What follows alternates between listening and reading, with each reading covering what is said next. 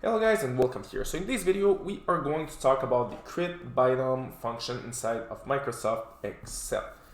So this function will return the smallest value for which the cumulative binomial distribution is greater than or equal to a criterion value. So this function contains also three arguments or parameters, and the three of them are required.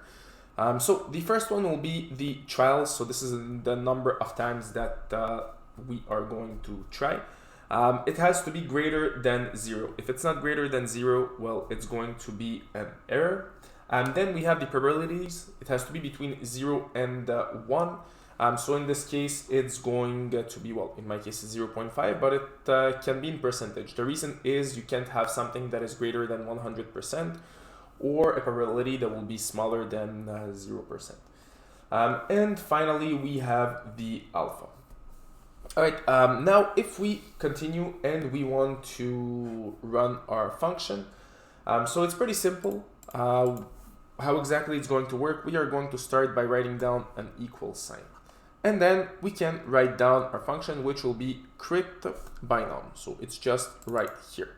Now, the first element that we are going to enter will be the trials. So here we go. The second element will be probabilities. So we can enter it just here. And finally, the last element will be the alpha, which in my case is 0.3. And then we can just close our parentheses and run the function. And just like that, I'm able to find the answer for the arguments that are just right here, and it's 5. So this is how you use the CRITBINOM function inside of Microsoft Excel. So as always, if you like this video, don't forget to leave a like, to subscribe, and see you in another of my videos.